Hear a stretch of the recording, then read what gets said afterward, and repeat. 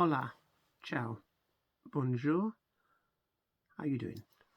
My name is not Billy J. Kramer. My name is Dino V, and welcome to my YouTube channel. Please like and subscribe. I do say like and subscribe. It would be nice if you did. I really want to get to 25 subscribers. And while you're on here, can you go and subscribe to Dinner with Greedo, because he needs 1 million subscribers by Christmas.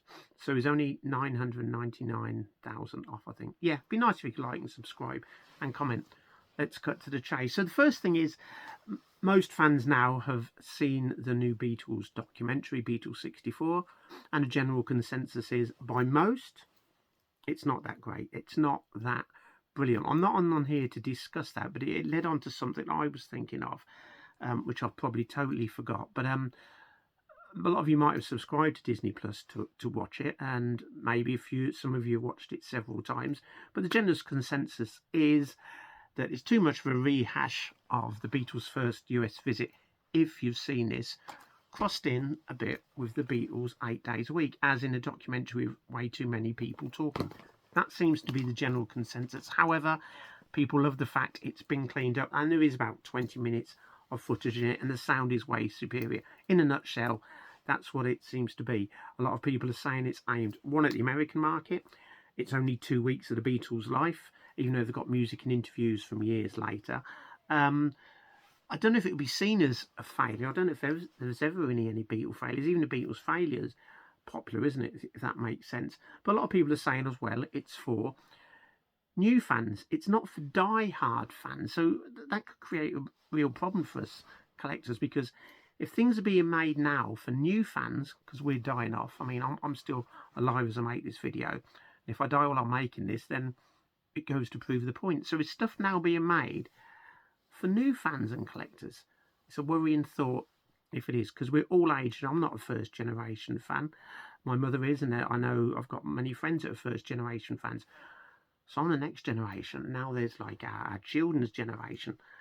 And for some, there might be children's generation. Are you still with me? My point being, if stuff's going to be released now, not for diehards, but for new fans and introduce the Beatles, I think us collectors and oldies, even though I'm a youngie compared to some, I think there's a bit of trouble. When Apple and Universal get it right, they really, really do get it right. Hence this. I don't think there was anyone that really complained about Get Back With on Disney Plus. We're all blown away by the quality, the fabulous work by Peter Jackson with the Mal technology and Wingnut. This was this was a Universal Apple big success, both on Disney Plus when this came out. Stunning and beautiful. Always go back and watch this. Amazing. The Beatles Get Back. And we haven't had all the footage released. Going back again, which I want to touch briefly on, Beatles 64, I think it will be viewed as a failure as a general rule. What is disappointing is Martin Scorsese was involved in this, which was a major Universal success. Stunning release, beautifully made. Universal, Apple got it right with this fantastic collection as well. Quite similar, I suppose. Beatles promo videos, clean them up and get them released. This is a major success. That wasn't a success, and I hope we don't go getting stuff like that. It's 2024 now, and I was watching a video of someone, and they were talking like they do, just like me. Anyway, getting to the point, it got me thinking that next year in 2025, it's the anniversary of Rubber Soul and Help. I know many fans are thinking we're going to get the box set like we've had of previous albums, Revolver, Sgt. Pepper, White Album, etc. for the anniversary, but I don't think anniversaries really mean much now, apart from this year, 64, which I think kind of kick-started with Paul McCartney's Eyes of the Storm book, to tell the truth. That kind of led us into it. Then you've had the Beatles US albums as well. Now, 2020, no, I'm going back to this. Anthology. So next year is the 30th anniversary of Anthology.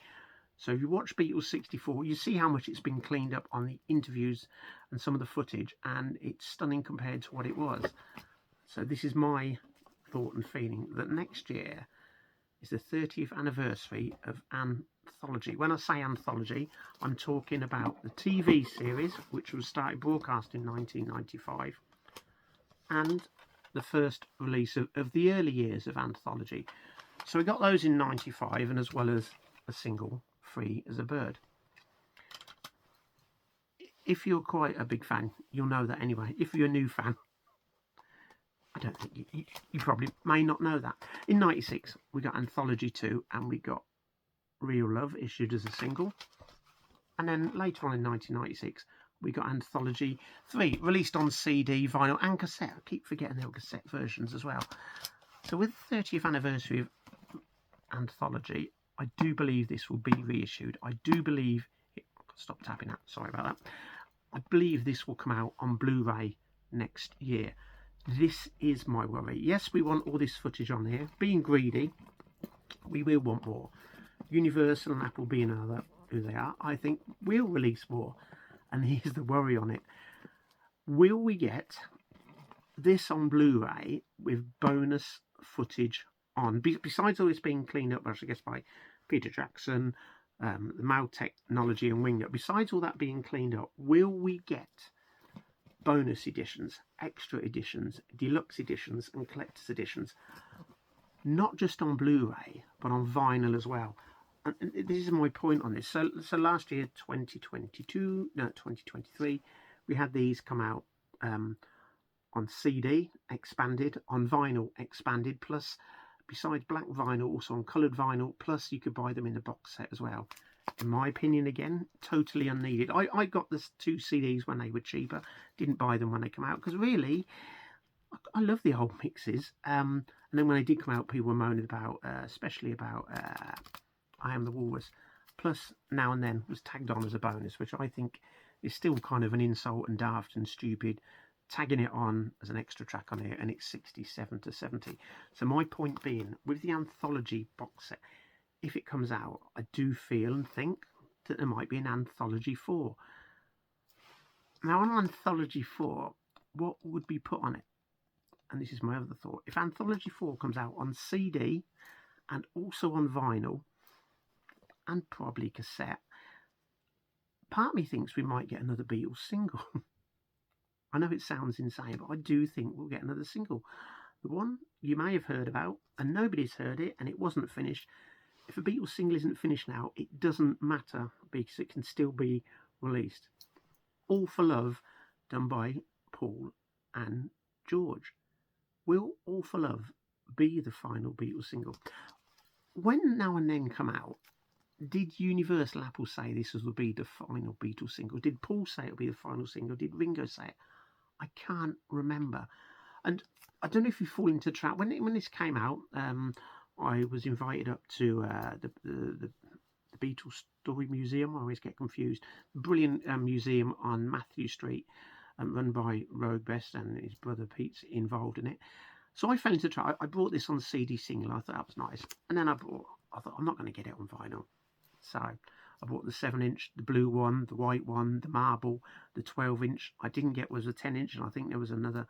Was it red vinyl 12-inch? I didn't buy all them. I didn't fall into that trap, and I didn't fall into the trap with buying the vinyls of these. I didn't need them, didn't want them. I was quite happy with it, and still happy with the original red and blues. And going back to my train of thought then, so if Anthology 4 comes out, will, and when talking on vinyl, bear in mind they've also come out under Agostini as well, will they be reissued and expanded as well? If they do, it's going to cost a flaming fortune. I should imagine then that there'd be a box set of 1, 2, 3 and 4 on CD and LP, and the box set, as I say, on Blu-ray. But Anthology 4, what could be on it? Unless Anthology 4, and this is just me saying this, I haven't had anyone saying, Dino, don't tell anyone, but Anthology 4 is coming out next year for the anniversary. So on Anthology 4, could it be stuff we haven't had out yet, covering the period 62 to 70, and then amalgamated on one like a bonus kind of disc, with, which a lot of people want, and I don't want it released. I don't know why, I just don't want it released. Carnival of Light, or some people might call it when it comes out, Carnival of... you understand what I mean? I don't want Carnival of Light released. I imagine if Carnival of Light is ever released, people will say it's rubbish. We don't know. There's only a few people who've heard it. The Beatles, Mark Lewison, George Martin, and several others, I guess. I guess Barry Miles has heard it as well. Don't release Carnival of Light. But if Anthology 4 is released, will that be on there? Would they release the single All for Love, if it comes out as a single, and Carnival of Light on a 12-inch? So I've got to buy the 12-inch and the 7-inch. The mind boggles with it all, and these are just my thoughts. But it's quite interesting. What do you think? Don't go on about Rubber Soul coming out and Help and the anniversary of them. I'm talking if there's a possible Anthology 4 to tie in with the 30th anniversary of this in 1995. It's been cleaned up. We know they're working on it. It is going to come out, and it makes sense to issue it for the Christmas market. But it won't be just simple with a Blu-ray box. It's not going to happen.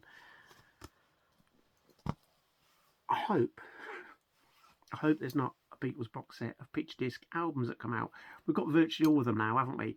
Apart from, say, 63 to 65. So maybe they're going to be released as well.